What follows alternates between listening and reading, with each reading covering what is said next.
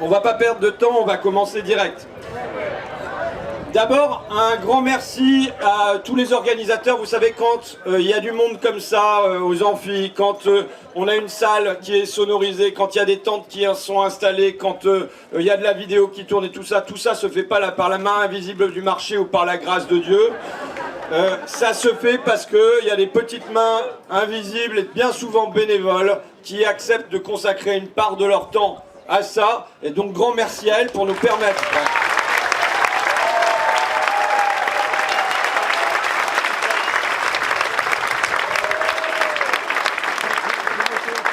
pour nous permettre de diffuser des idées dissidentes par d'autres canaux que les médias dominants. Et c'est nécessaire. C'est le premier point. Le deuxième point, c'est pour moi la conférence de rentrée aux amphis, traditionnellement, pour moi, c'est un espèce de laboratoire. C'est-à-dire, on est entre nous, et pendant l'été, j'ai pensé, sauf que parlant d'écrire, moi j'ai écrit un bouquin, et je viens vous apporter ce qui me semble nécessaire d'être dit à ce moment-ci de notre histoire, quoi.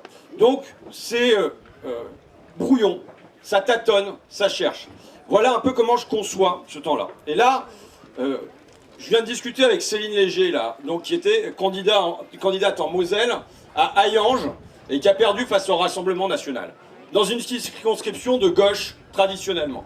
Ça pose le problème qui est le mien, le problème qui se pose pour moi le 19 juin, au soir du premier tour, quand je suis réélu, et tant mieux, mais je sais contre quel vent de face j'ai dû lutter, et je sais qu'au total, dans la Picardie, parce que pour moi les Hauts-de-France n'existent toujours pas, dans la Picardie, c'est 8 circonscriptions sur 17 qui ont basculé au Rassemblement national, que dans le Pas-de-Calais, c'est 6 sur 12, que c'est 6 sur 24 dans le Nord, mais c'est-à-dire dans ce qui a été le creuset du socialisme et du communisme pendant un siècle dans notre pays, et même les années de défaite, on envoyait des bataillons de députés de gauche à l'Assemblée nationale. Et quand je regarde en symétrique dans le Sud, ce qui se passe dans le Midi Rouge, c'est la même histoire. Quand je regarde l'histoire de l'Aude, je vois 3 députés RN sur 3 dans un coin qui était de gauche traditionnellement.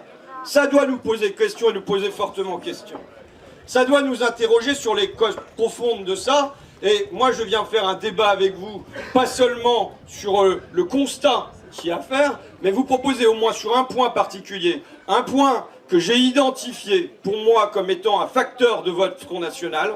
D'ailleurs, pour démarrer la conférence là-dessus, j'interroge une historienne de la gauche qui s'appelle Marion Fontaine et qui me dit aujourd'hui, l'assistanat, le rapport à l'assistanat est la principale prédisposition au vote Rassemblement national.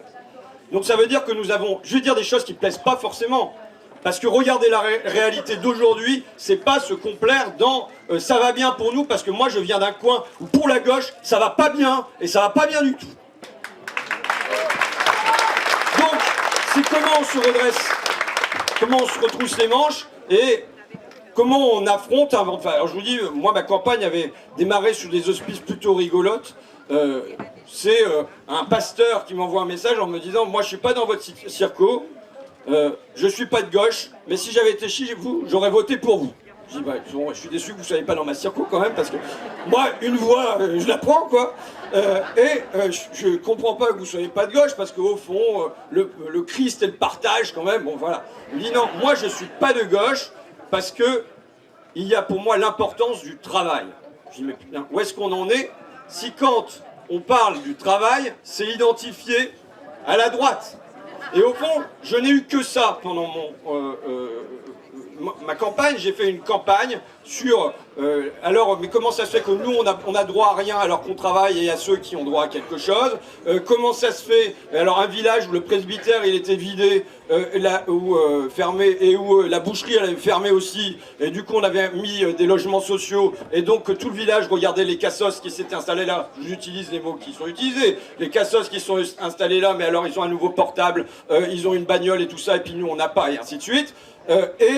Comment cette question de l'assistanat à la fin des matchs de foot, l'artisan qui te dit mais oui mais les gens ils veulent pas travailler alors que moi j'ai des impôts à payer dans tous les sens et des charges et des taxes, qui est venu être ce que je percevais comme un obstacle majeur pour nous, c'est-à-dire une personne qui me dit, il en rigole, il me dit, oh, mon fils il vote Jean-Luc Mélenchon, et le gars il en était catastrophé, quoi, donc ça nous faisait marrer.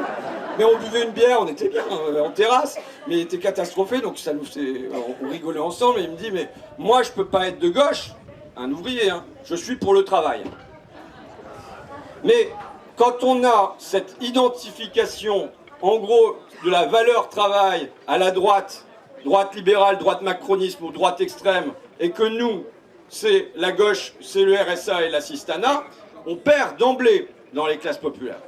Et donc, moi, je viens affronter cette question-là. Je sais qu'il y a des tas d'autres facteurs de votre Rassemblement national, mais je vous dis, celui qui j'ai l'impression qui était dominant, et je vous ai dit, Marion Fontaine, historienne de la gauche, qui dit voilà, et j'ai proposé, donc, aussitôt vous passez l'élection législative, je tire la sonnette d'alarme, nous provoquons avec Alma une réunion du groupe parlementaire pour se poser la question de notre rapport, comment on va faire pour lutter sur ces questions-là. Donc je vous propose qu'on écoute Alma sur son expérience de campagne, peut-être ce qui a été entendu aussi lors de cette réunion, et peut-être qu'on peut commencer par Charlotte, qui elle est une autre circonscription de Moselle, qui a gagné, mais qui a gagné en ayant le vent du boulet du Rassemblement national aux fesses. Bon, hein.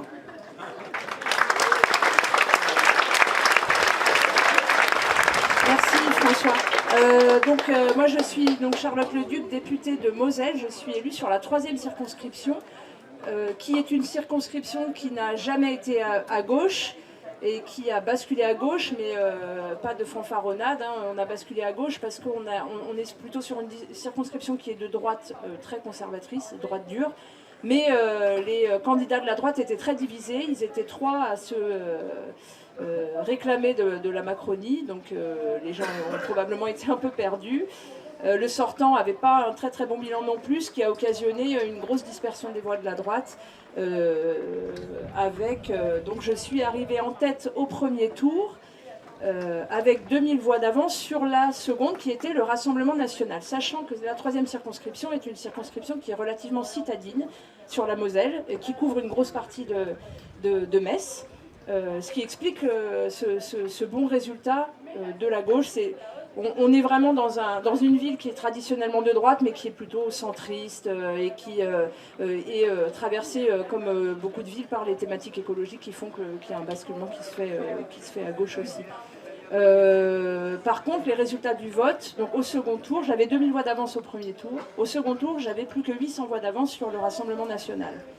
Donc il y a eu beaucoup d'abstentions, beaucoup de votes nuls, avec des prises de position notamment du maire de la ville de Metz et du conseiller départemental contre l'exercice du barrage républicain, hein, c'est-à-dire que c'était la peste ou le choléra, donc il n'y a pas eu de... Enfin, je dirais pas qu'il n'y a pas eu de prise de position, je dirais qu'il y en a une, pour pas en prendre.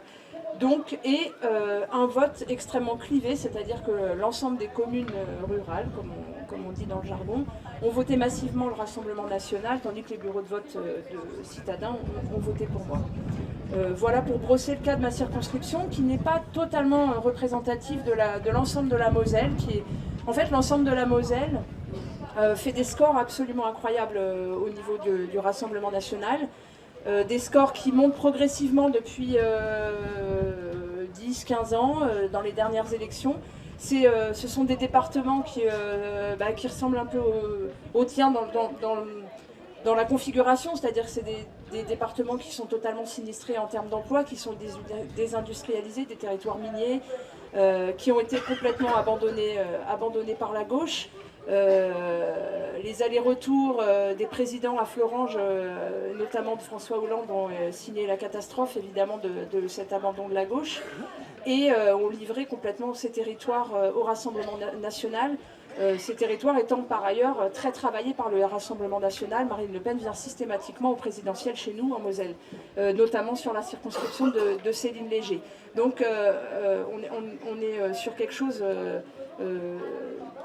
de très travaillé dans ce sens-là, et la question évidemment quand on est parti en campagne, c'était comment nous on fait le travail inverse, et comment on reçoit cet argument de moi je travaille, et puis moi je travaille et je galère, et puis évidemment la cible qui est la cible bouc émissaire dénoncée par le Rassemblement national par rapport à ça. Je dirais que sur ma circonscription, il y a plusieurs niveaux, ce qui montre aussi que cette histoire de valeur travail, elle glisse et elle englobe de plus en plus de gens. C'est que sur ma circonscription, il y a des communes rurales, certes, mais qui ne sont pas si défavorisées que ça. C'est-à-dire que c'est des communes qui sont entre Metz et le Luxembourg, donc beaucoup de gens qui habitent ici et qui travaillent au Luxembourg, qui ne gagnent pas trop mal leur vie. Et puis c'est l'ancienne vallée des vignes, donc il y a des grosses fermes, des belles baraques, des belles voitures. Mais en fait, ces gens-là galèrent quand même. Et ces gens-là ont quand même des difficultés à vivre correctement. Ils ont moins de difficultés que les plus précaires et les plus fragiles d'entre nous, mais ils ont quand même l'ensemble de leurs dépenses qui est consacré à permettre à leurs enfants de faire des activités. Ils sont dans des communes qui sont aussi abandonnées par les services publics. Donc cette question-là des difficultés à vivre correctement et à avoir la tête dans le guidon et à galérer, elle touche de plus en plus les classes moyennes et des classes finalement qui nous semblaient aisées au départ. Juste pour préciser la façon dont moi j'ai fait campagne, évidemment la campagne législative elle a été extrêmement courte et il a fallu qu'on fasse des choix quand on a fait campagne. Et on a fait le choix qui a été partagé au niveau national par beaucoup de travailler beaucoup les quartiers populaires. J'en avais beaucoup sur ma circonscription. Et quelque part d'abandonner les communes rurales. Et ça, on le savait en le faisant, qu'on laissait ça de côté, mais qu'il fallait surtout pas laisser ça de côté interminablement, surtout que je pense que c'est ça qui nous a coûté la victoire aussi. Et voilà, donc dans les porte-à-porte, dans les quartiers populaires, cette question de gens qui sont très très très dans la misère, vraiment dans la galère. Quand on fait du porte-à-porte dans les quartiers populaires, c'est extrêmement difficile parce qu'on se prend vraiment la misère des gens dans la figure, ne serait-ce que physiquement. Et on entend ça, cette question de moi je travaille, moi je galère, et clairement c'est une question qu'il faut s'approprier. Et après, François, tu nous diras comment tu envisages les choses.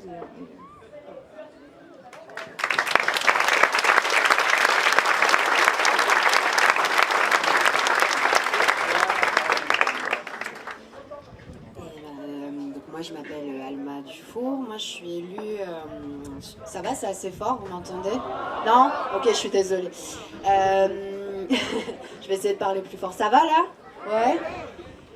Bon, moi, je suis élue d'une circonscription traditionnellement à gauche.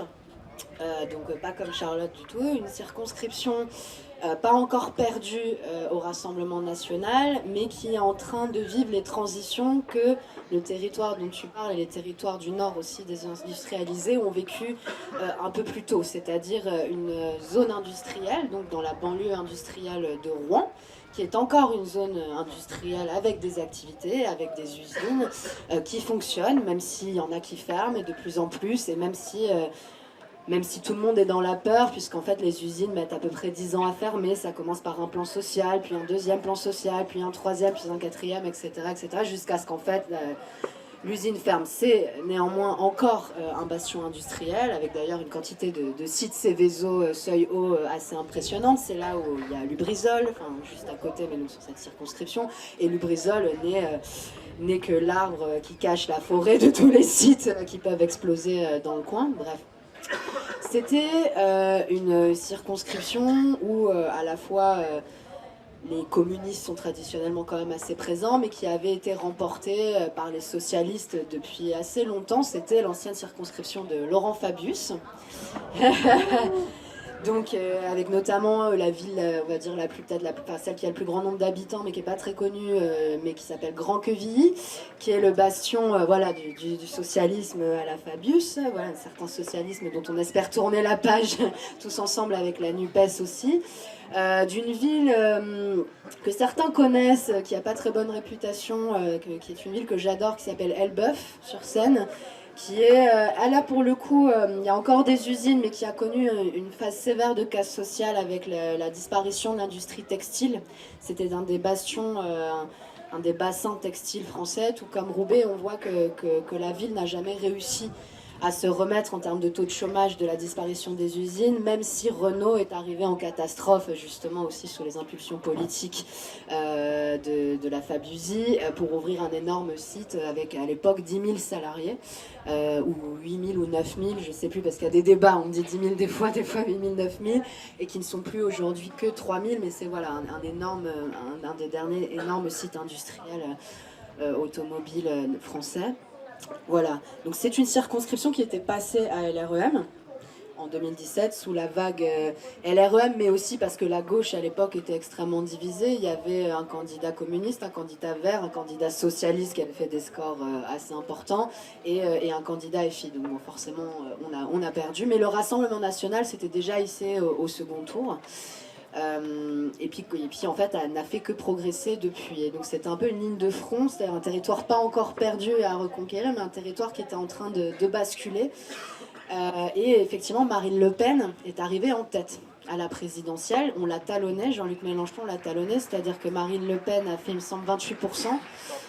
Non, oui, c'est ça, 28%, nous avons fait 26%. Macron était assez plus loin derrière, et donc on voyait déjà ce conflit extrême droite, gauche radicale, voilà, se dessiner. Et donc on savait qu'il y avait des chances qu'on gagne la législative si les planètes s'alignaient en termes d'union des partis de gauche. Nous, on a eu la chance d'avoir une dissidence PS assez costaud qui a failli nous coûter l'élection.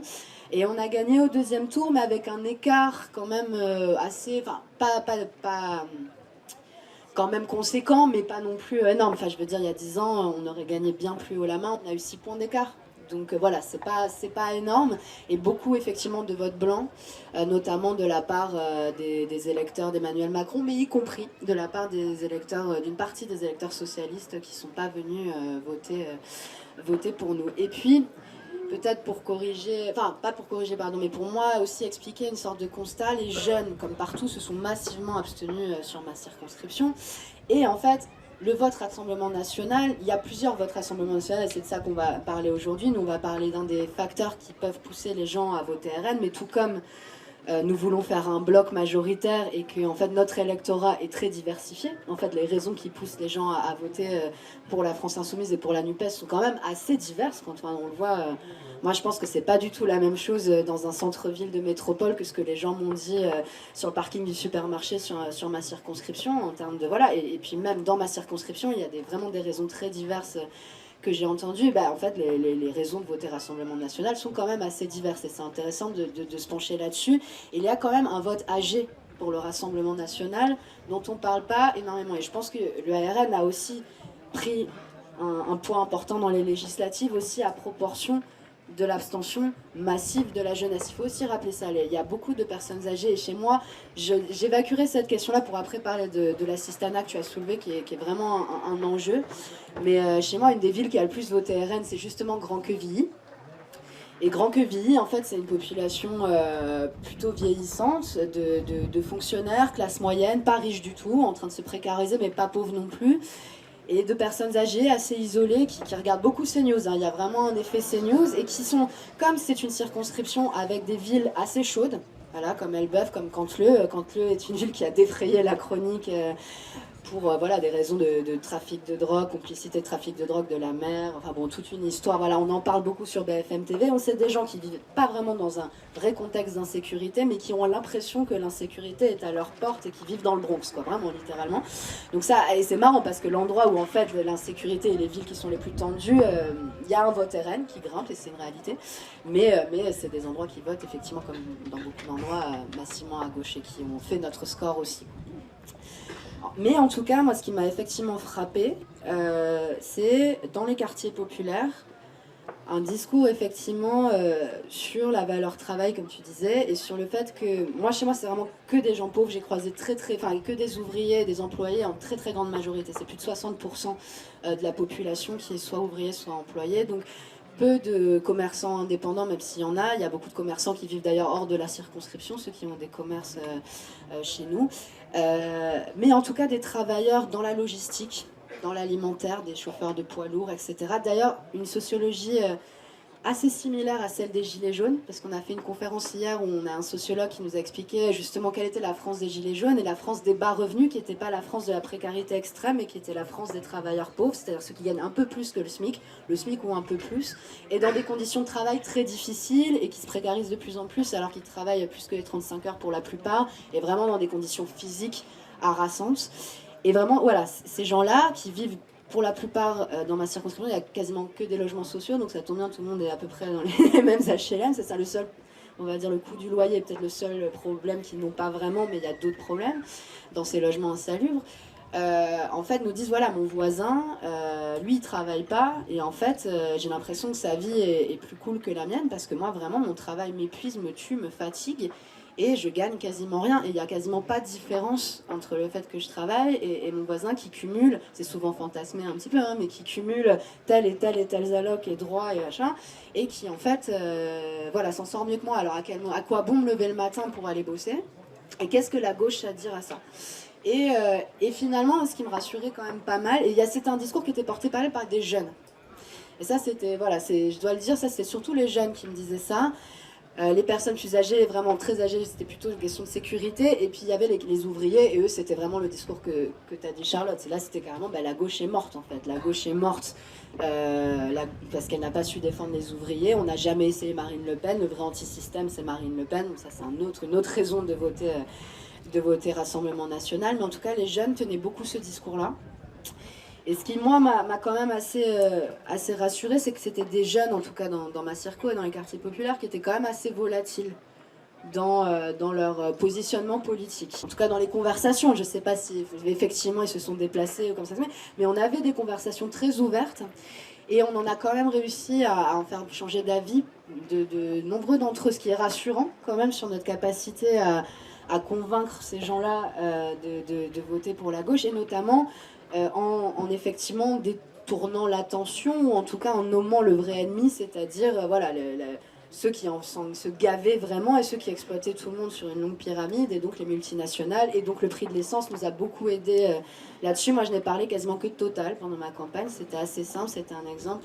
À votre avis, il y a un lien quand même à ce que Total fasse des bénéfices records et que le prix que vous payez à la pompe n'a jamais été aussi élevé? Et en ouvrant le débat là-dessus, sur la crise de l'inflation et sur qui s'en mettait plein les poches, et le prix de l'essence rendait ça tangible. Je veux dire, avant, quand on parlait de l'évasion fiscale de Bernard Arnault, c'est quand même compliqué de faire le lien avec le quotidien des gens. Donc on n'avait pas vraiment de prise, je trouve, pour parler de l'extrême richesse et de l'indécence des inégalités. Mais le prix à la pompe payé par les gens tous les jours, c'était quelque chose qui les ramenait. Voilà, et le fait qu'ils soient directement responsables de ce prix à la pompe nous aidait quand même à avancer, à ouvrir des brèches. Voilà, sur le fait qu'il fallait se coaliser pour lutter contre les plus gros que nous, quoi. Voilà. Donc moi, j'en suis sortie pas paniquée, pas tant que ça paniquée, mais avec effectivement une conscience que c'était un vrai sujet, et que effectivement on n'avait par moments pas forcément toutes les réponses, parce que quand je parlais de l'augmentation du SMIC, beaucoup de gens qui étaient un peu au-dessus du SMIC, ils me disaient oui, mais moi ça me fait une belle jambe, mais moi je suis un peu au-dessus du SMIC et mon salaire va pas bouger. On leur disait oui, conférence des salaires, etc. Ils disaient ouais, mais moi mon entreprise, elle a jamais augmenté mon salaire en fonction de l'augmentation du SMIC. Et on s'est retrouvé avec des chauffeurs routiers qui sont depuis 20 ans au SMIC, parce qu'en fait, ils étaient un peu au-dessus du SMIC à l'époque, mais en fait, le patron a augmenté le SMIC, mais eux, ils sont restés au même salaire. Donc, il n'y avait pas d'automaticité par attractivité, etc., au fait que tous les salaires augmentent avec la grille salariale. Et donc, notamment, les secteurs très durs comme la logistique se posaient vraiment la question de qu'est-ce qu'on proposait pour les gens avec des revenus un tout petit peu plus élevés que le SMIC, qui les intéressait eux directement. Et la question aussi des baisses d'impôts venaient se loger, puisqu'on parlait très peu en fait de notre réforme fiscale et de ce que ça allait pouvoir apporter à pas mal de gens. Et ça aussi, je pense que c'est un angle qui est très important à développer quand on veut convaincre des gens qui ne sont pas dans l'extrême précarité, mais qui sont vraiment dans la galère, on va dire, et dans un quotidien difficile, de s'intéresser à ce qu'on propose. Voilà, je vous remercie.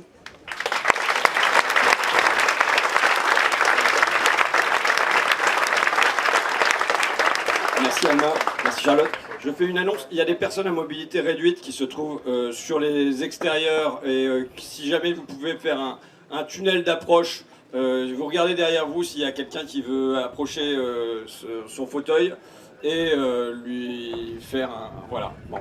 Je veux dire plusieurs choses. Beaucoup de choses, à vrai dire. En gros, je vais faire une analyse de pourquoi, de mon point de vue, dans mon coin en tout cas, dans un bassin industriel, il y a une montée dans la durée du vote Rassemblement national. Quelles sont les étapes? Et ensuite, qu'est-ce que je propose, en tout cas face à cette question qui me paraît aujourd'hui centrale, du rapport à l'assistanat. Pour vous dire que pour moi, c'est un évident devoir moral.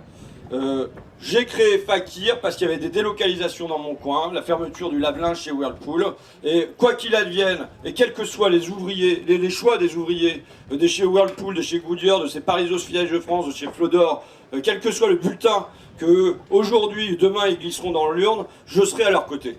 Je ne les abandonnerai pas. Et vous savez, quand il y a eu la note de Terra Nova sur le fait que la solution pour la gauche, c'était d'abandonner les ouvriers pour se diriger vers autre chose, au fond, j'ai éprouvé un soulagement. Parce qu'à ce moment-là, au moins, les choses étaient dites. Et donc, je me refuserai à un abandon qui ne dirait pas son nom. Et je pense qu'il y a une injonction à poser comme une priorité la reconquête des classes populaires en milieu périurbain, rural, vous appelez ça comme vous voulez, mais en dehors des métropoles aussi. C'est un enjeu pour moi qui est un enjeu de devoir moral, et je peux comprendre que tout le monde ne le partage pas de manière aussi tripale que moi. Mais il y a un enjeu pour moi de devoir électoral aussi. Le total gauche à la présidentielle, aux législatives, c'est 30%. Comment on fait pour franchir cette marche-là? Comment on fait pour devenir majoritaire dans le pays?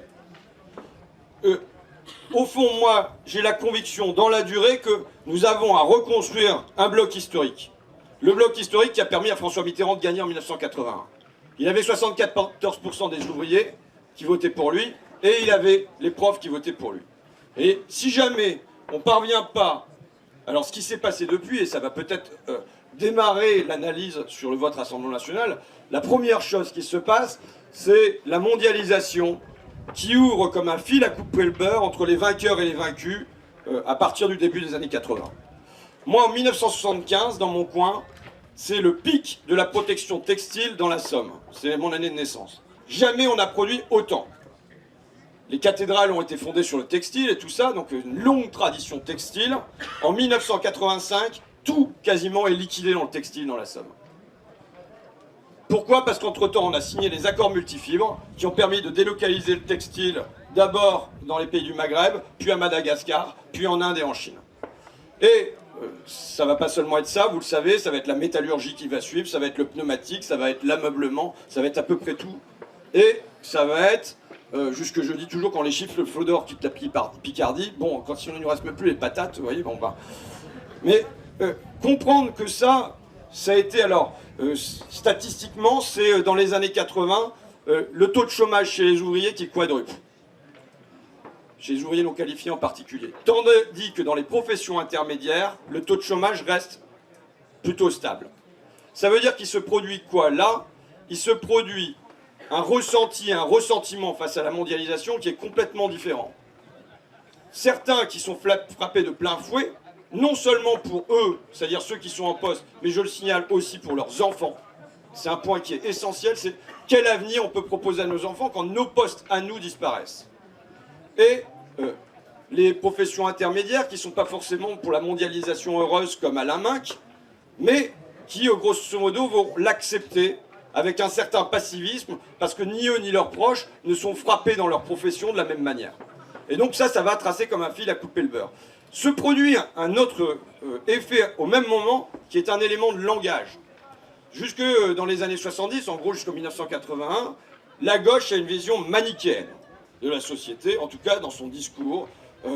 François Mitterrand comme Georges Marchais peuvent parler du travail contre le capital, des patrons contre les travailleurs, des actionnaires, des petits, des gros, enfin voilà, il y a une division du monde social qui est assez simple. À partir du moment où la gauche arrive au pouvoir, et à partir du moment où elle se résigne, 1983, Lionel Jospin qui dit « nous ouvrons aujourd'hui une parenthèse libérale qui n'est toujours pas fermée », eh bien, à partir de ce moment-là, non seulement c'est plus 10% de chômage en un an entre 84 et 85. Non seulement c'est le moment où on crée les premiers emplois précaires nommés travaux d'utilité collective, non seulement c'est l'ouverture des Restos du Cœur, non seulement c'est l'envoi de Jacques Delors à la Commission européenne qui va permettre de libéraliser encore plus tout ça. Bon, mais il y a un élément de langage supplémentaire, c'est qu'au même moment, la gauche, en tout cas le Parti socialiste dominant, vient dire la lutte des classes c'est fini.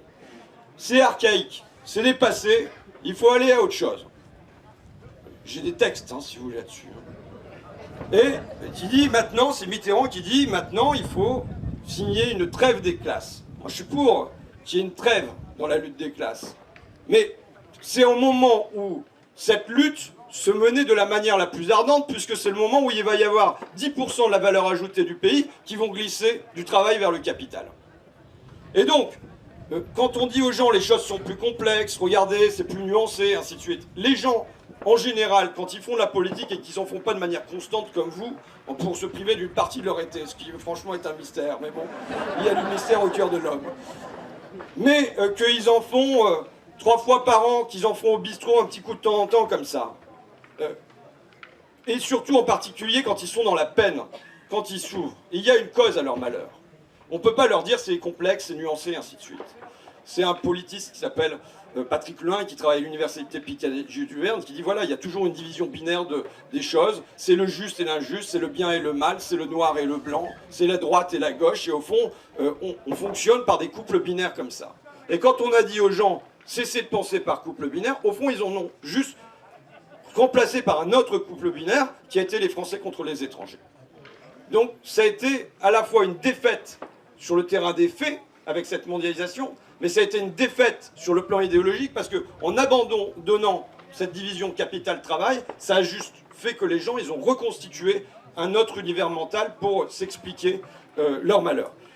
L'autre moment qui me paraît important, alors moi je suis un grand spécialiste du programme économique du Front National, je suis allé à la Bibliothèque nationale de France pour lire les tracts depuis la fondation en 1972, enfin, voilà, oui, attendez à ces petites manies, je fais ça pour... Non mais, pour vous, je lis et je relis les discours de Marine Le Pen et d'Emmanuel Macron, vous voyez, ouais. Mais non, mais...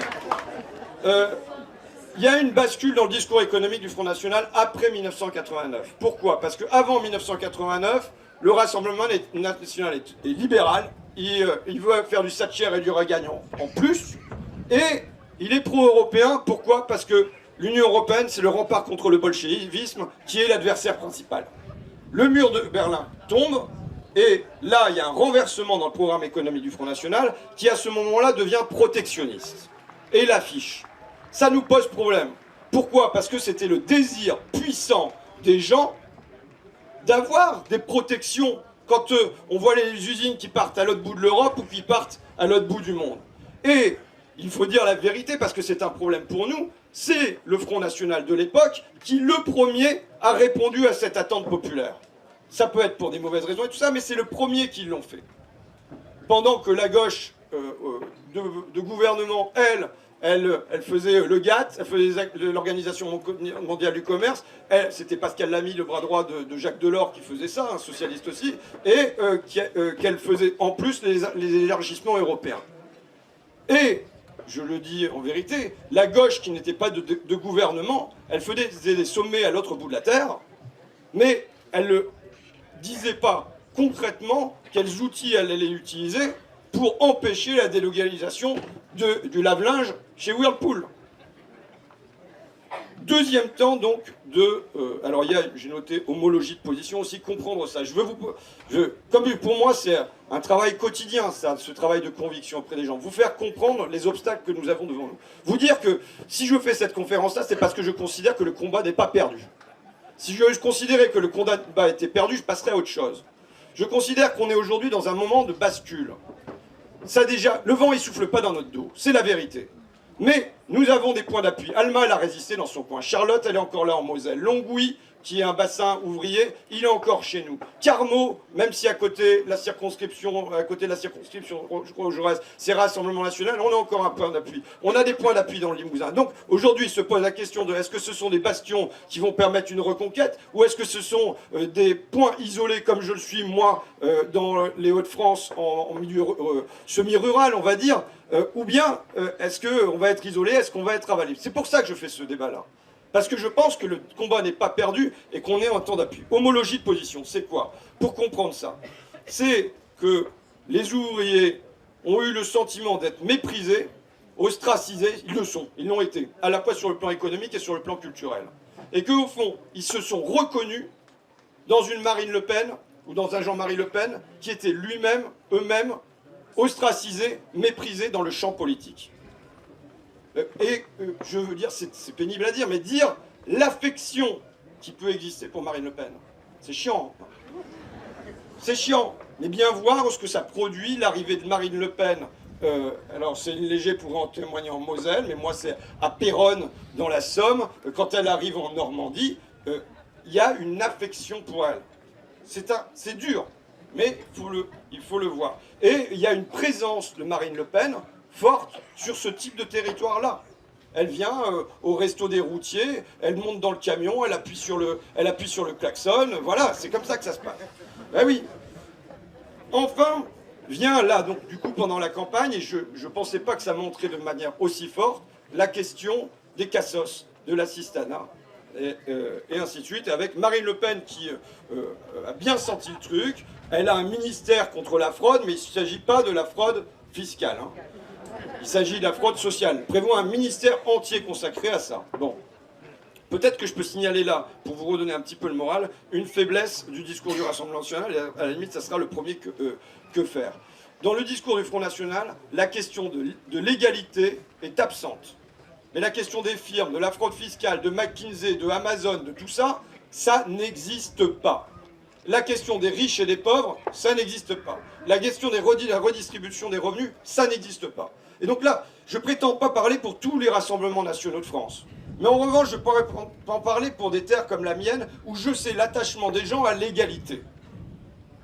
Eh bien, dans une terre comme celle-là, venir souligner ça, c'est une brèche qui est ouverte dans le discours du Rassemblement National. Et on voit dans l'hémicycle que quand je dis ça, Marine Le Pen, elle est en train de chercher si vraiment, parce que je suis linguiste, enfin, linguiste, j'ai fait une maîtrise de linguistique, il ne faut pas exagérer, mais je fais des contrôles F tout le temps dans les discours pour vérifier combien de fois il y a la présence, et je vois qu'en face, quand je lui dis ça, elle est en train de vérifier, parce qu'elle sent que là, il y a une brèche qui est ouverte. Alors, ils sont pas cons, hein. Du coup, ils vont le corriger, hein. Donc voilà. Que faire, que ne pas faire? Je vais dire que ne pas faire face à cette question, notamment de la Sistana. L'attaque directe sur Marine Le Pen et sur le Rassemblement National, pour moi, ça ne marche pas. Voilà. Et la culpabilisation morale, ça ne marche pas. Et je dirais que même, il faut voir que le Front Républicain, on a dit qu'il était mort. Moi, j'avais compris qu'il serait mort, qu'il n'y aurait pas d'appel à voter pour moi contre les autres. Mais il faut voir qu'il était mort déjà dans la tête des gens auparavant. Et que même dans les cités, je veux dire comme ça, mais même dans les cités, le fait que moi j'ai une adversaire Rassemblement National au deuxième tour n'est pas un stimulant pour aller voter. Donc voilà, il y a eu une banalisation de toute façon antérieure à cette élection et ça a été quelque part acté. Mais donc l'attaque directe, pour moi c'est presque contre-productif que d'attaquer directement ça. La deuxième, c'est de défendre les assistés, ou de se mettre à dire non, ça n'existe pas, et puis tout ça, c'est pas vrai statistiquement. Même si vous sortez des statistiques, hein, comme quoi ça n'existe pas. Parce que les gens, ils ont toujours le neveu de leur belle-sœur, ils ont le gars au voisin du dessous, et ils connaissent le cas par cœur, et ils peuvent vous donner ses horaires de lever et de coucher, et vous sortir combien il touche à la CAF. Vous voyez ? Et cette connaissance directe du réel, en partie, ils l'ont. Donc voilà. Et donc, je pense que se bagarrer là-dessus, c'est creuser la tranchée et on est cuit. Donc, que faire? La première chose, pour moi, c'est de poser comme point central dans le discours politique le conflit entre le haut et le bas. Le conflit entre le travail et le capital. Moi, je fais ma campagne sur quoi? Face aux gens, sur est-ce que votre salaire il a triplé? Non mais attends, qu'est-ce que tu me racontes là mon gars? Est-ce que votre retraite elle a triplé? Non mais attends, ça va pas, non. Non, parce que les 5 premières fortunes, elles ont triplé en 5 ans de Macron. Donc essayez de repositionner le discours, évidemment, sur qui sont les vrais assistés, et les vrais assistés, ils sont en haut, et les vrais assistés, c'est Total, et les vrais assistés, c'est Bernard Arnault, ainsi de suite. Vous dire...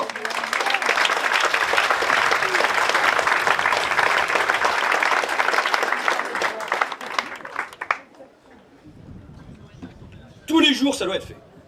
C'est notre travail tous les jours.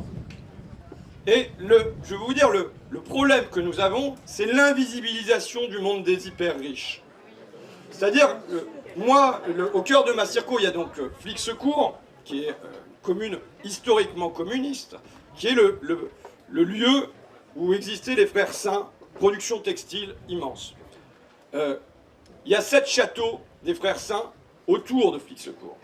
Ça veut dire que quand les gens sortaient de l'usine, quand ils allaient regagner leur coron avec du sable à terre, ils savaient tous les jours où partait leur travail. Ils le voyaient sur les châteaux, il y en a un qui a brûlé, toutes les manifs, elles commençaient, elles terminaient devant les châteaux. Quand ils allaient au cimetière, ils voyaient la chapelle, les chapelles dans le cimetière pour les frères saints, tandis qu'eux, ils étaient enterrés à même le sol. Quand ils allaient dans l'église, ils voyaient le petit carré pour les frères saints avec les sièges bien molletonnés, tandis qu'eux, ils étaient assis derrière avec des sièges en paille. Donc tous les jours, cette division entre le patron et le salarié, entre le capital et le travail, elle était présente à leur esprit et elle divisait leur vision du monde.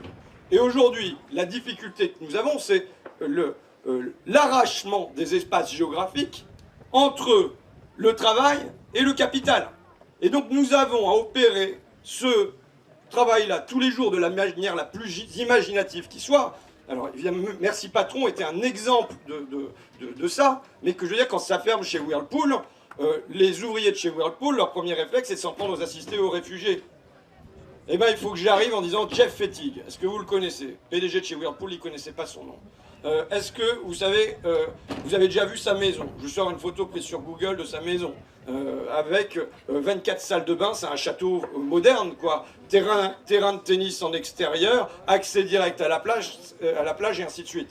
Donc voilà, rendre visible des chiffres, mais pas seulement des chiffres. Donc chaque fois qu'on a le yacht de Jeff Bezos qui n'arrive pas à passer sous le pont de Rotterdam, voilà, mais c'est ça. Moi, ma campagne, je l'ai faite, allez, on peut faire des trucs comme ça. Est-ce que vous pouvez compter avec moi jusque 3? 1, 2, 3. Heureusement, ils étaient un peu plus enthousiastes en Picardie. Mais, et là, 10 000 € pour Jeff Bezos, le patron d'Amazon qui ne paye pas d'impôts en France. C'est le même salaire que Hayat Matboua. Et je le dis avec fierté, j'ai fait élire comme suppléante Hayat Matboua. Voilà. Accompagnante d'enfants en situation de handicap, elle gagne 10 000 € en 1 an. Quand vous dites ça aux gens, que la personne elle s'appelle Hayat Matboua, ou Aline, ou Sandy, ou Zoé, ou n'importe quoi, les gens ils sont du côté de Hayat Matboua et pas du côté de Jeff Bezos. Donc là, il y a ça à reposer. Mais vous le savez, mais je vous dis l'importance de ça et l'importance que dans toutes nos campagnes, ça, pour moi, c'est sur ce conflit-là que ça doit se centrer. Le deuxième point, c'est pour moi la nécessité de retrouver le sens des droits universels. Je suis maintenant hostile à des droits sous condition.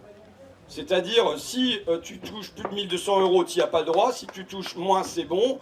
Je vous dis. Et l'histoire de la gauche, au fond, c'est une histoire des droits universels.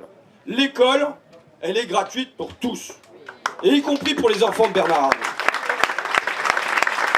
La sécurité sociale, c'est pour tous. La retraite, c'est pour tous. C'est pas par les droits que se fait le rétablissement de l'égalité ou le nivellement des fortunes, c'est par l'impôt. Et donc, je pense qu'il nous faut renouer avec des droits qui sont pour tous et qui évitent les effets de seuil avec en permanence « moi j'y ai pas droit, moi j'y ai pas droit, moi j'y ai pas droit ». Et y compris aujourd'hui, des gens qui sont de parfaite bonne volonté, qui n'ont pas décidé de basculer au Rassemblement National, mais pour qui, voilà, il va de soi que leur fille n'aura pas le droit à une bourse, même s'ils galèrent quand elle entre à l'université. Donc pour moi, je pose la nécessité d'avoir des droits universels. Et enfin, mais c'est le point le plus important, en tout cas c'est le conflit au bas, il est évident, c'est reprendre le travail. C'est plus possible d'entendre que la valeur travail où le travail c'est de droite et que l'assistanat c'est de gauche. Il faut se demander, et je vais apporter des réponses, mais comment le travail doit être un réflexe, c'est de gauche quand on est travailleur, quand on travaille. Alors, je vais vous dire qu'à mon avis, de ce point de vue-là, on a manqué une occasion. Pourquoi? Parce qu'il y a eu la crise Covid. Et la crise Covid a bien mis en lumière le caractère indispensable de travailleurs et de travailleurs de métiers populaires. Hein, alors, vous savez que Macron avait déclaré « Il faudra se rappeler que notre pays tout entier repose aujourd'hui sur ces femmes et ces hommes que nos économies reconnaissent et rémunèrent si mal. » Oui. Donc, vous applaudissez Macron. Mais vous savez, je le récite comme une poésie, mais apprendre les passages où Macron est de gauche, ça va assez vite. Bon. Mais suite à la crise Covid, il y a un rapport qui est paru, qui s'appelle le rapport Erel, produit à la demande d'Elisabeth Borne, ministre du Travail, et ce rapport est un rapport remarquable. C'est un rapport dont nous devons nous saisir. Il identifie 17 métiers de la deuxième ligne. Donc il y a bûcheron, c'est-à-dire les métiers qui sont indispensables en cas de crise sanitaire. Il y a tout ce qui est les gestionnaires du flux, caristes, camionneurs. Il y a évidemment les auxiliaires de vie sociale. Bon, il y a 17 métiers comme ça. Ce sont des métiers dont elle montre qu'ils sont évidemment indispensables, mais qui sont très nettement moins payés que les autres salariés du privé, qu'ils ont des horaires qui sont bien souvent des horaires découpés, qu'ils ont un statut précaire beaucoup plus que la moyenne, qui respirent des cochonneries, mais en même temps qu'ils ont un sentiment d'utilité qui est supérieur aux autres métiers dans la société. Et je pense que là, il y a une porte d'entrée, et ce sont des métiers qui, quand j'ai regardé des statistiques ensuite, ont beaucoup voté pour le Rassemblement national. C'est-à-dire, autant, s'il y avait une conférence hier, en dessous de 900 € par mois, ça vote pas mal NUPS, une fois qu'on est au SMIC ou un peu au-dessus du SMIC, ça part, c'est plus chez nous, quoi. Je pense que là, sur ces métiers-là, il y a plusieurs choses à faire, mais je pense que déjà, il faut citer ces métiers. Je veux dire, de la même manière qu'on a fait un héros du mineur de fond dans l'après-guerre, ou du travailleur de la métallurgie parce qu'il rebâtissait la France, ces métiers-là devraient être héroïsés, et on devrait parler du cariste comme du mineur de fond de l'après-guerre. Parce que c'est ce gestionnaire de flux qui permet que les supermarchés soient encore abreuvés, et ainsi de suite. Or, ce mot cariste, je ne l'ai pas entendu. Et là, je pense qu'il faut proposer de l'identification, et aussi de l'identification positive. C'est-à-dire que le travail, aujourd'hui, il est maltraité. C'est la vérité, vous savez, même, c'est ce qu'il y a de plus terrifiant dans cette histoire-là, ce sont ceux qui célèbrent à voix haute la valeur travail qui l'écrasent tous les jours. Et donc, on a aujourd'hui, en effet, un travail qui peut être en souffrance sur tout ce que je viens d'énoncer, les horaires, les salaires, les statuts, les revenus, mais en même temps, il y a chez les gens une grande fierté de leur travail malgré tout. Et je pense que la gauche doit réussir à dire les deux choses. On doit réussir à dire la souffrance du travail, mais il nous faut aussi dire la fierté du travail. Je vais raconter mes petites anecdotes, mais je vais courir pour la première fois le long des quais de Seine, parce que je suis de plus en plus parisien malheureusement, mais enfin bon, voilà. Et donc, je vois un gars, Jojo 60, un livreur, un camion qui était garé pour livrer les restaurants qui sont sur les quais de Seine. C'était donc Jojo 60, et il y avait en gros sur une plaque d'immatriculation « Fier de mon métier ». Et quand on regarde par exemple Debout les femmes, on voit à la fois comment ces femmes souffrent dans leur travail parce qu'elles n'ont qu'un quart d'heure ou une demi-heure pour s'occuper des personnes âgées, donc déjà mal faire son travail est une très grande souffrance. Mais comment elles n'ont pas le temps de travail qui est compté entre leurs déplacements, comment à la fin du mois ça fait 800-900 € et on en vit très péniblement, et en même temps ce qu'on sent c'est l'amour de leur métier. Eh bien il faut qu'on soit capable de dire les deux. Qu'on soit capable de dire ce qu'il y a à transformer dans les métiers, mais aussi la fierté de ces métiers-là. Enfin, pour conclure, je pense qu'il faut intégrer le métier, cette question des métiers du travail, de la fierté du travail, à un horizon commun. Quel est notre horizon commun? Pour moi, c'est Roosevelt 1942. c'est quoi? C'est Roosevelt en 1942, il n'a pas de porte-avions, il n'a pas de bombardier, il n'a pas de tank. Et il met tout en œuvre dans le pays pour que les savoir-faire, pour que l'énergie, pour que les capitaux, pour que l'intelligence du pays soit canalisée dans une direction qui est l'économie de guerre. Évidemment, nous devons tout faire pour canaliser les capitaux, l'énergie, les savoir-faire, le travail, en une direction qui est l'économie de guerre climatique. Et je pense qu'une manière de rendre l'écologie populaire, et alors, je peux vous dire que moi, quand je sortais le mot écologie dans ma campagne, c'était pas terrible, hein, parce que l'écologie, c'est ce qui va faire qu'on va devoir changer de bagnole alors qu'elle roule, et puis on a une cuve à fioul. Bon, voilà. Et donc, c'est ça. Et je pense qu'un moyen de rendre l'écologie populaire, c'est de dire que l'écologie, c'est du travail. C'est ce que Jean-Luc raconte sur les canalisations à changer. C'est la rénovation thermique des bâtiments. Vous savez, même si aujourd'hui, moi je suis pour qu'on ait un grand plan de rénovation thermique des bâtiments, là, on rénove 2500 passoires thermiques par an. Il y en a 5 millions dans le pays. Ça veut dire qu'à ce rythme-là, il va falloir 2000 ans. Voilà, c'est tout, c'est mathématique. Bon, si on veut sortir de ça, moi je suis pour qu'on mette 40 milliards d'euros par an là-dedans. Pourquoi? Je l'explique depuis 5 ans, mais parce que c'est à la fois un enjeu pour les factures des gens, ça en fera moins à payer. C'est un enjeu écologique évident, c'est un enjeu de création d'emplois, c'est un enjeu pour l'indépendance du pays parce qu'on est moins dépendant du gaz et du pétrole importé. Ça, bon, maintenant qu'il y a la guerre en Ukraine, ça éveille quelques trucs, quoi. Mais bon, voilà, il y a un enjeu. Mais la vérité, c'est que même si on mettait 40 milliards d'euros là-dedans, on ne serait pas fichu d'avoir la main-d'œuvre là-dedans. Donc ça veut dire avoir la construction du métier qui va avec. Comment on donne une fierté aux jeunes qui entrent dans ce métier-là que ce n'est pas une voie de garage, comment on leur garantit qu'ils auront 2000 euros par mois parce que ce sont des métiers essentiels, comment on fait pour qu'à 50, 55 ans, il y ait une autre carrière derrière parce que bien souvent on a le dos brisé. Voilà la manière concrète dont ils nous font entrer dans ce débat. Et donc je pense que là se pose pour moi la question de passer du vivre ensemble au faire ensemble. Vous savez, quand on écrit un bouquin, c'est peut-être pas toujours clair pour les gens qui le lisent, mais au moins, ça fait la clarté en soi. Je me demandais pourquoi le vivre ensemble était un slogan qui, moi, m'avait jamais attiré. Je trouvais ça gnangnan, ça faisait premier communiant. Enfin, voilà. Et en écrivant, j'ai compris. Parce qu'au fond, vivre ensemble, quel couple arrive à vivre ensemble s'il ne porte pas un projet commun? Je veux dire, ça pète. Si jamais il n'y a pas le projet d'un enfant, le projet des vacances, le projet d'une maison, le projet d'un voyage, mais il faut un projet de qu'est-ce qu'on fait ensemble. Et demander à des gens de vivre ensemble de manière statique, les uns à côté des autres, ça ne peut pas tenir. Et je pense qu'il faut passer donc du vivre ensemble au faire ensemble.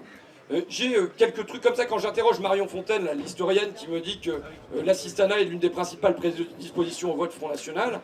Elle me dit le Front Populaire, il ne se fait pas s'il n'y a pas à la fois les mineurs polonais et les mineurs français qui sont ensemble. Mais quand j'interroge un mec qui s'appelle Patrick, qui a voté communiste, qui habite à Abbeville et qui est venu désamianter les tours de Rouen, qui est venu dans le tunnel du Mont-Blanc au moment où il a cramé pour nettoyer les machins à la nuit. Enfin, il faisait du grand déplacement comme ça, surtout des chantiers un peu merdiques. Il est arrivé à la retraite, il n'est pas arrivé à la retraite, à 55 ans, ça a été cancer sur cancer qu'il a eu. Il a une retraite qui atteint même pas 1200 € après avoir fait tous ces travaux-là. Donc un sentiment d'injustice. Il regarde par la fenêtre et il voit des réfugiés qui sont là et qui revendent des téléviseurs à l'occasion des braderies. Et où est-ce qu'ils arrivent à voir ces téléviseurs? Bon, voilà. Et c'est ça son sentiment d'injustice.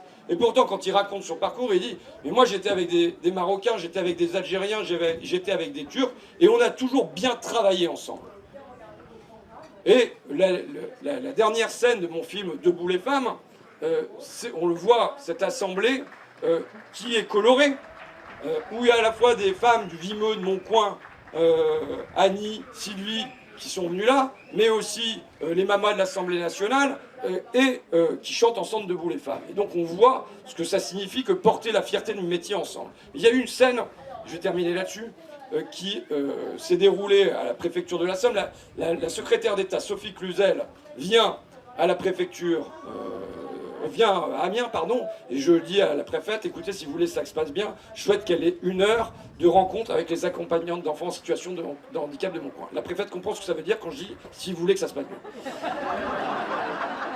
Donc, il y a 1 heure de rencontre où la ministre parle, et c'est un moment très humain. Vous savez, la lumière est en train de tomber dehors, il fait nuit, et on est encore là en train de converser avec Aline, Sandy, Hayat et Asia.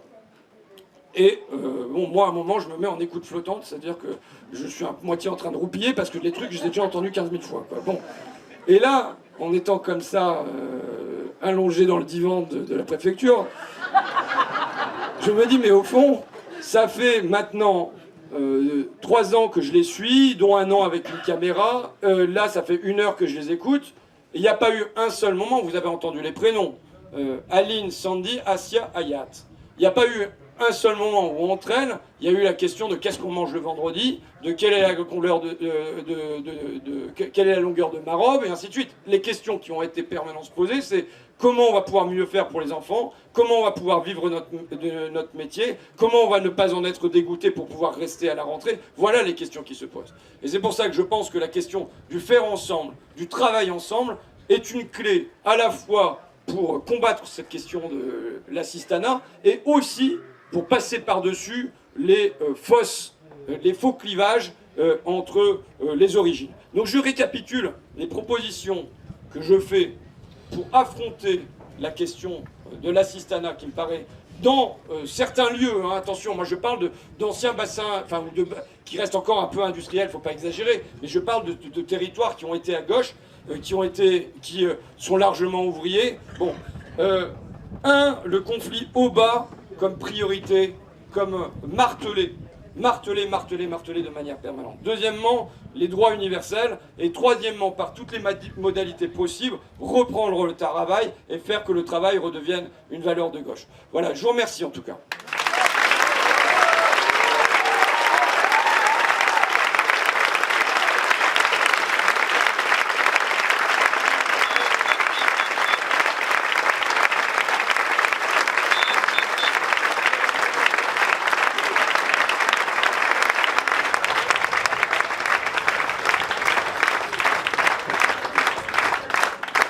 On a une demi-heure, donc ça va passer vite. Évidemment, compte tenu du nombre de personnes que vous êtes, il va y avoir beaucoup de frustration. Enfin voilà, c'est comme ça, c'est la vie.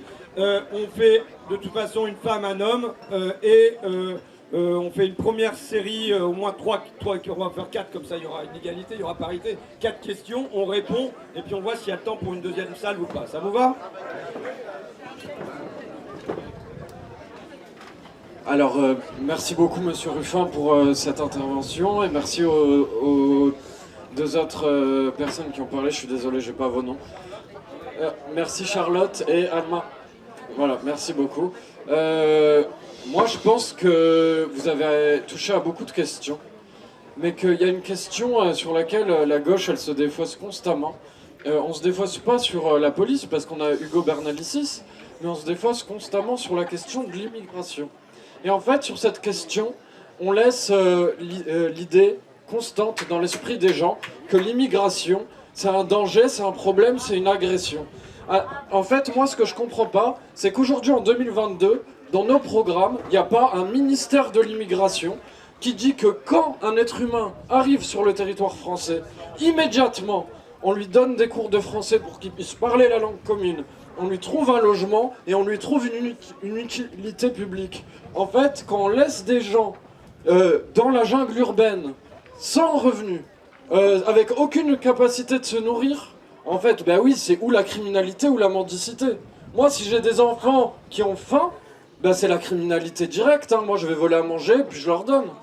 Et en fait, la gauche se défausse constamment sur l'immigration, alors qu'on est censé être agressif sur ça. On est censé apporter des solutions et dire que abandonner les gens, c'est pas une solution. Et ça, c'est combattre aussi le vote RN.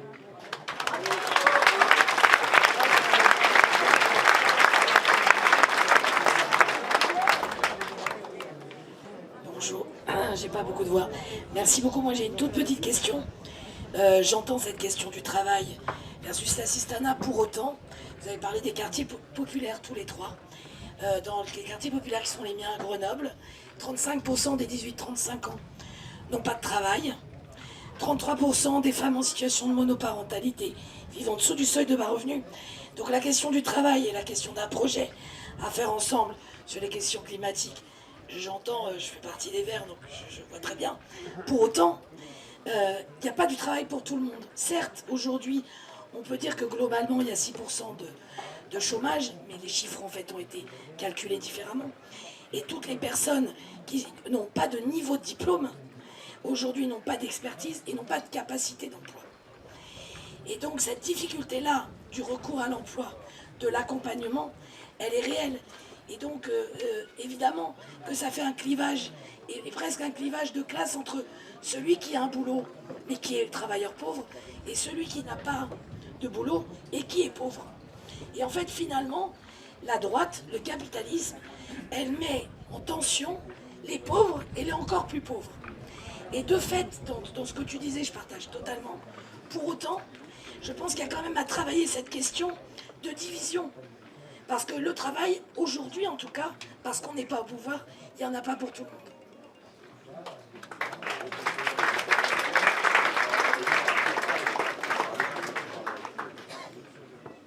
Moi, je voulais revenir sur la question des droits universels. Là, c'est bon, là.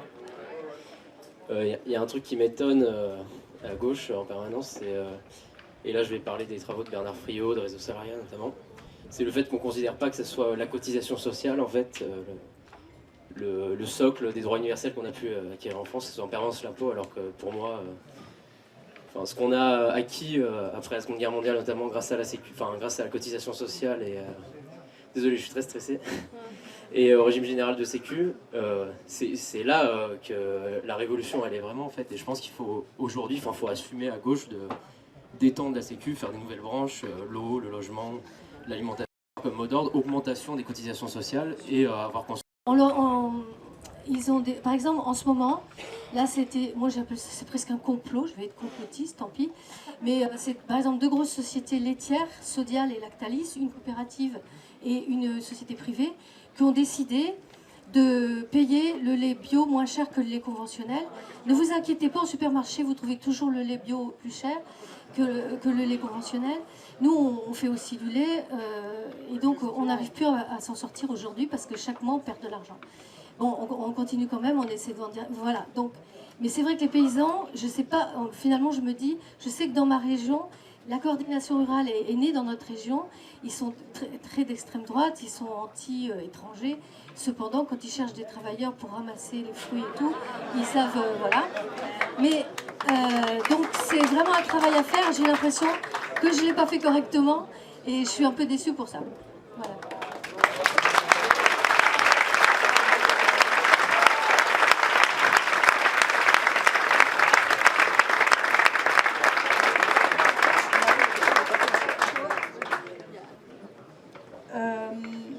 Moi, je pense, alors ça va répondre peut-être à plusieurs questions en même temps, mais cette histoire de la question du travail, je pense qu'il y a une mesure dans notre programme qui peut être annoncée, notamment pour répondre à cette question de l'assistanat, qui est la garantie emploi. Qui en fait, ce que François évoquait avec le projet de faire ensemble la vraie bifurcation écologique et de contribuer tous ensemble à amorcer ces changements-là, ça passe aussi par la création de centaines de milliers d'emplois et la garantie d'emploi, c'est-à-dire l'obligation, c'est-à-dire que les chômeurs ont le droit de se voir proposer un travail. Et en fait, c'est quelque part le pendant de gauche de l'assistanat. Et ça me fait glisser un tout petit peu sur quelque chose dont on n'a pas parlé, qui va nous pendre au nez à la rentrée, qui va être la réforme du RSA et de l'obligation.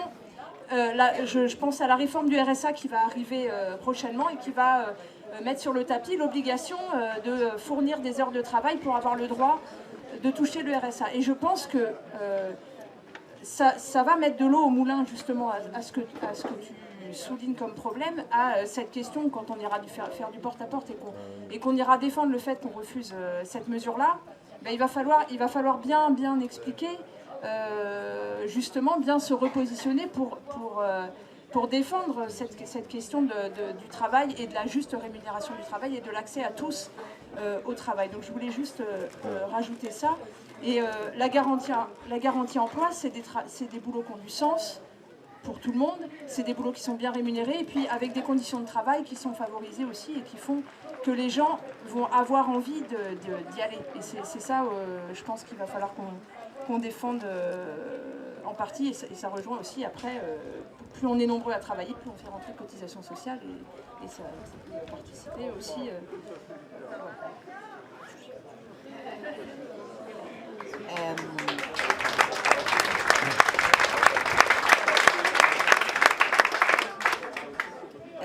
Non mais du coup pour rebondir sur ce que tu disais sur la garantie emploi, c'est quelque chose qui donc, du coup est dans notre programme, qui avait été testé aussi par sondage auprès de l'opinion publique, et c'est assez intéressant de voir que c'était une mesure qui était absolument plébiscitée par tous les Français, enfin une très large majorité de Français, y compris des Français qui s'identifiaient politiquement à droite, voire droite classique, hein, même pas RN, hein, évidemment les RN aussi, mais droite classique. Parce qu'effectivement, ça arrivait à transcender tous les clivages. En fait, alors que c'est une mesure extrêmement interventionniste de l'État sur l'économie et sur le marché du travail, ce qui ressortait avant tout pour les gens, c'était le fait que oui, les gens étaient rassurés que les gens puissent travailler et, entre guillemets, se voient offrir un travail utile. Et ça, c'était vraiment une mesure qui était capable de transcender les clivages politiques, identitaires politiques. Donc effectivement, moi je pense que c'est une mesure absolument fondamentale, et refaire du travail un droit universel, un droit garanti par l'État. D'ailleurs, c'est un droit qui est inscrit dans la Constitution mais qui n'est pas respecté, mais le droit à l'emploi est un droit constitutionnel qu'on ne respecte pas, donc qui est considéré comme un droit mineur dans la Constitution par le Conseil constitutionnel, mais c'est déjà en fait dans la Constitution. Et effectivement, ce que tu disais, le fait qu'il n'y ait pas de travail, c'est tout à fait ça. Je pense que là, ce dont François parle, c'est de la manière dont on fait récit et dont on parle des choses. On n'est pas évidemment là pour dire que les gens qui ne travaillent pas, c'est leur faute, et qu'en fait, ils n'ont qu'à traverser la rue pour trouver un travail. Et que, évidemment...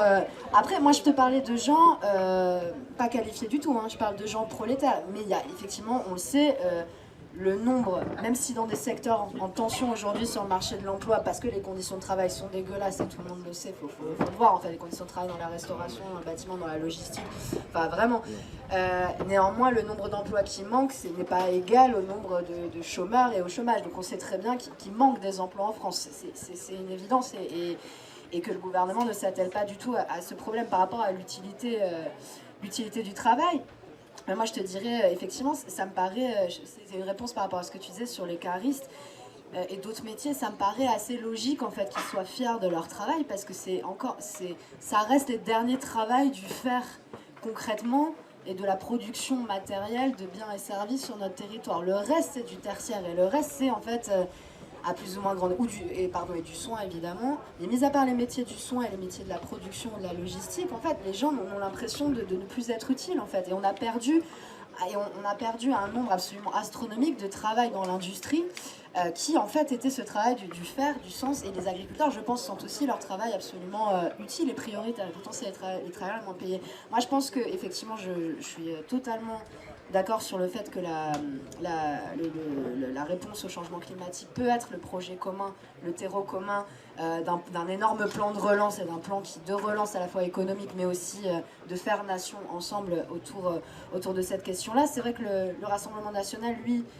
a fait d'une certaine manière ce pas-là, mais c'était avec la relocalisation industrielle qui s'est approprié comme un sujet politique peut-être avant nous, même si nous on assume notre protectionnisme et on l'assume fort, mais je suis très contente aujourd'hui avec la NUPES qu'on ait ouvert des brèches là-dessus, parce que pendant longtemps à gauche et même auprès des syndicats, parler de relocalisation, c'était compliqué, hein, de dire ça passait tout de suite pour quelque chose de facho, justement parce que c'était déjà préempté par le Rassemblement national. C'était même difficile d'en parler. Moi je viens des Amis de la Terre, on a ouvert des brèches là-dessus sur le fait qu'on pouvait se battre pour l'écologie et pour réouvrir des usines en France. C'était pas forcément évident, mais voilà, je suis contente je trouve qu'on ait vraiment avancé sur cette question, et je pense que c'est le pendant en fait de la transition énergétique et écologique sur notre territoire, car il y a aussi la question de la résilience face aux crises et aux chocs, et notamment on l'a vu, la crise du Covid, maintenant on voit la crise en Ukraine, et en fait le contexte climatique et le contexte géopolitique fait qu'on va aller de crise en crise, j'en suis persuadée, dans les prochaines années. Et je pense qu'il y a voilà, le pendant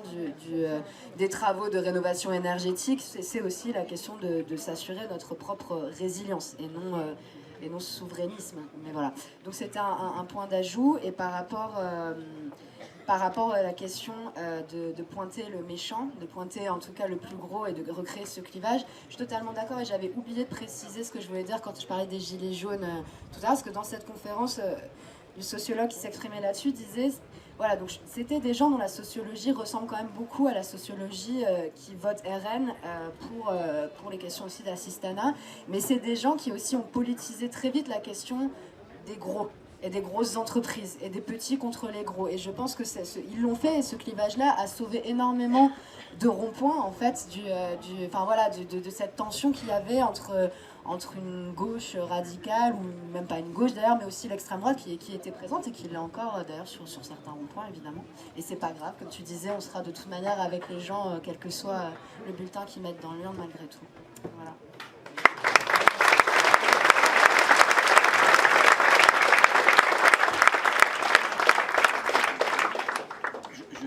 Je vais reprendre par un point évoqué par Charlotte sur la question de la réforme du RSA qui va nous être proposée.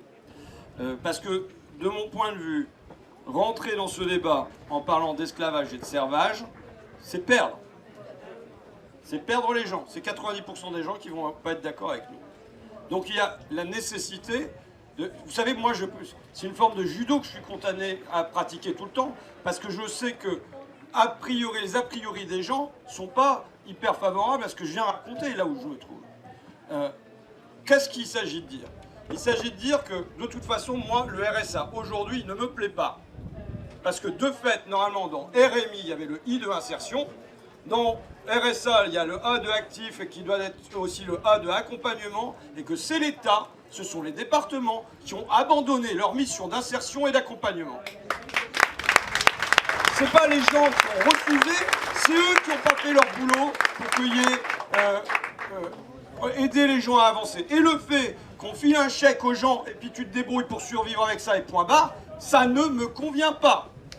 Donc je suis favorable, oui, à une réforme du RSA, en tout cas d'un revenu minimum qui doit être plus élevé, je vais dire même plus ambitieux que ça, mais bon.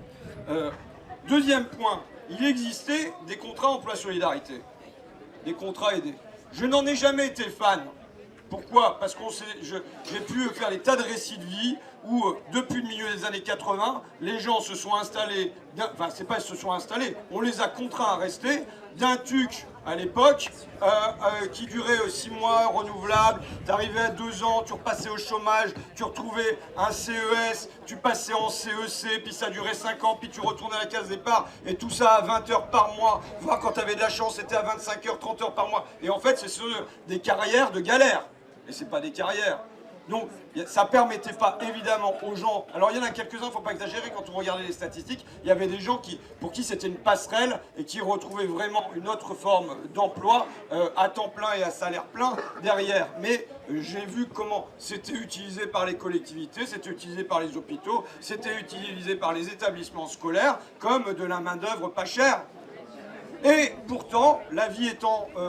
parfois à double facette, en même temps, ces personnes, au moins, elles avaient cette béquille.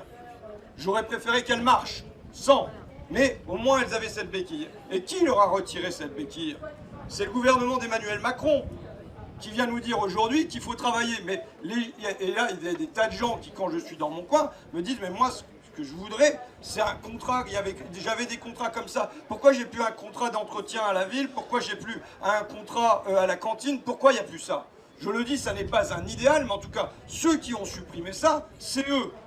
Bon, c'est le deuxième point. Le troisième point, c'est oui, je suis pour que les gens travaillent.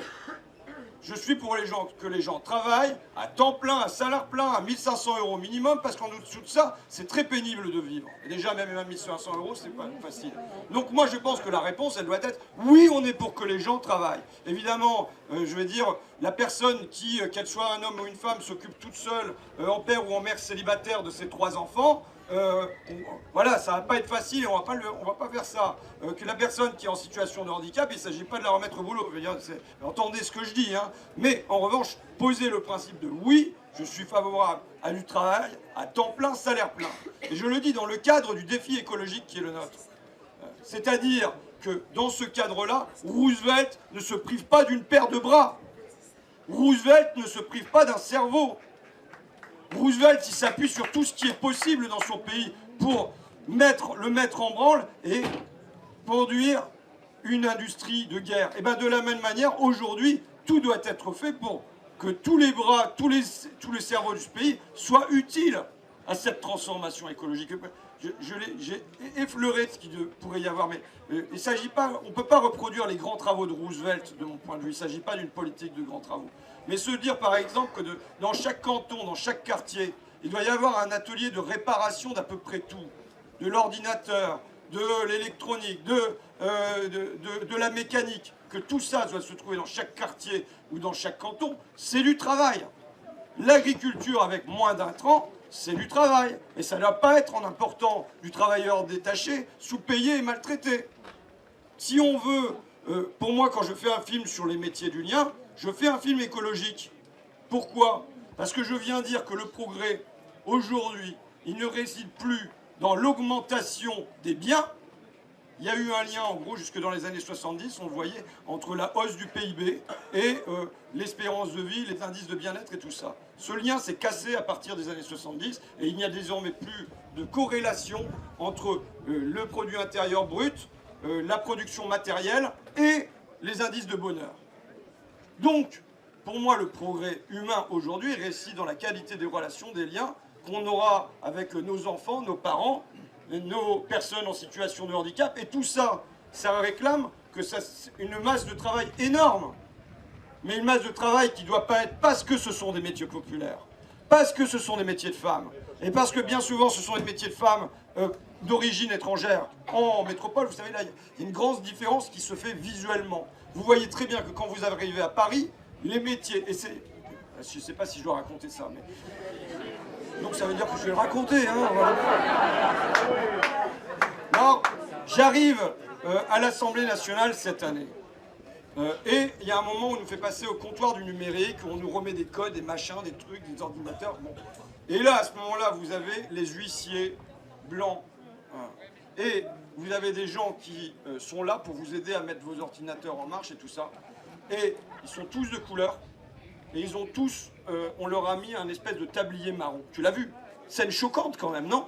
Et tu avais l'impression d'être dans les États-Unis du Sud, au temps du coton. Mais oui, vraiment.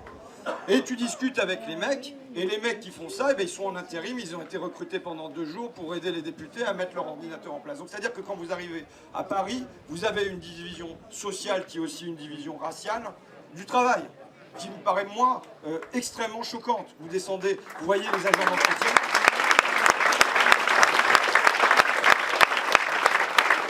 Et il faut comprendre, parce que du coup, on m'a interrogé sur le privilège de l'homme blanc, Mediapart et tout ça.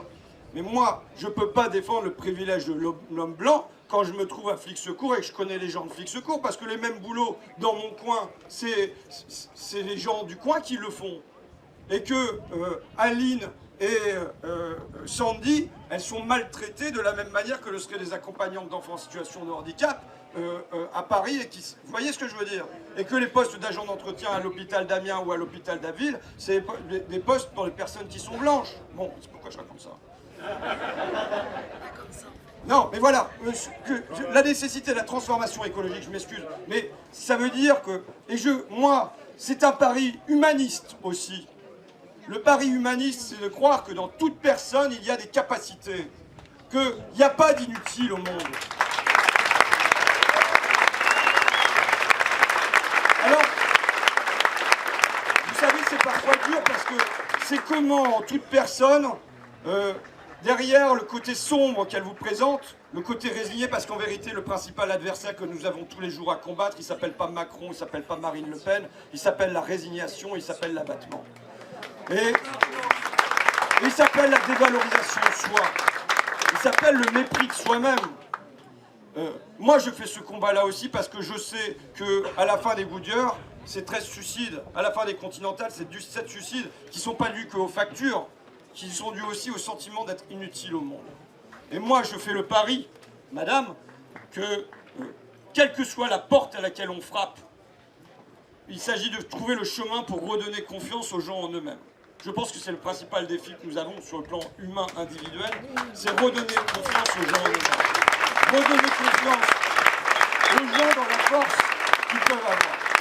Mais voilà, je pense que dans le cadre de ce défi climatique, il n'y a pas une personne, il n'y a pas un cerveau, il n'y a pas une paire de bras, que ce soit pour aller planter des haies, ou alors pour faire une autre forme de restauration dans nos coins, qui doivent être laissés de côté. Voilà, quel est mon pari? Merci.